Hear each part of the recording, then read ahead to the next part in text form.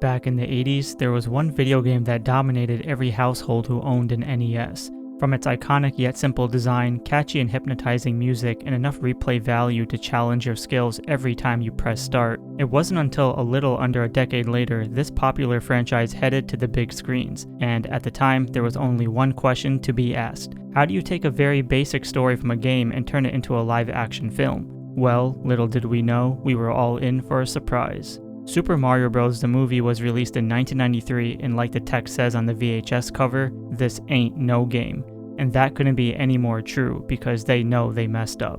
The premise of the film is that Mario, or Mario as some would like to call him depending on your preference, and his brother Luigi are struggling plumbers as their business is not doing so well. They befriend a girl named Daisy who's been kidnapped and discover an interdimensional portal that leads to the Mushroom Kingdom, so to speak, because here it's called Dino Hatten, which we'll talk about a little later.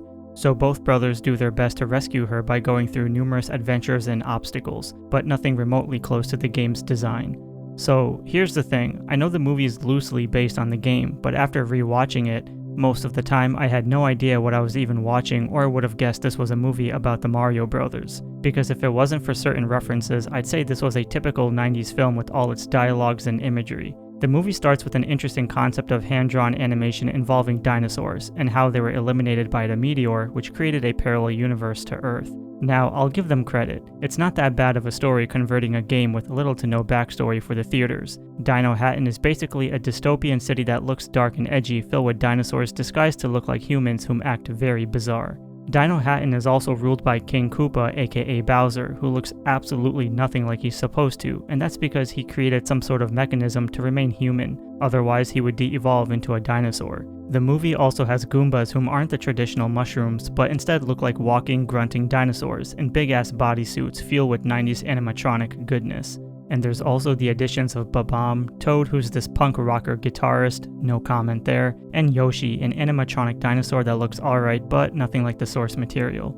Other than that, Dino Hatten is such a weird place and such a departure from the classic Mushroom Kingdom that if there's one thing that I fondly remember about this film is that it contains a lot of sparks, and I mean a lot of sparks, in all directions. The character Daisy is okay as she learns her father was the former king before Koopa took over and turned him into a giant mushroom, and this necklace that she wears is part of a meteor which helps create a bridge between both the dimensions, a pivotal piece for the story's progression. As for Mario and Luigi, they offer the typical Italian characteristic as their acting is pretty decent as well as showing their closeness as brothers. But aside from all the crazy mishaps, one of the most disappointing things about this film is the clothing. Throughout majority of the film, they're wearing their standard streetwear outfits, but it isn't until the last 20 minutes of the movie where they actually wear their traditional red and green overalls, or jumpsuits if you will. It's such a shame that near the movie's end, that's when you're reminded you're watching a movie about the Mario Brothers. And by the time they wear their signature uniforms, you've practically given up on this film or just don't care anymore at this point.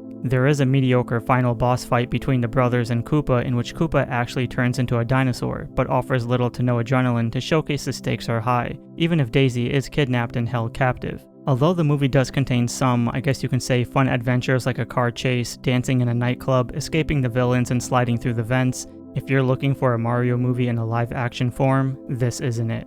Sure, it may look okay to watch as a time pass, but I don't think I can go past my limit of 2. I can't imagine what people felt like after watching this in theaters.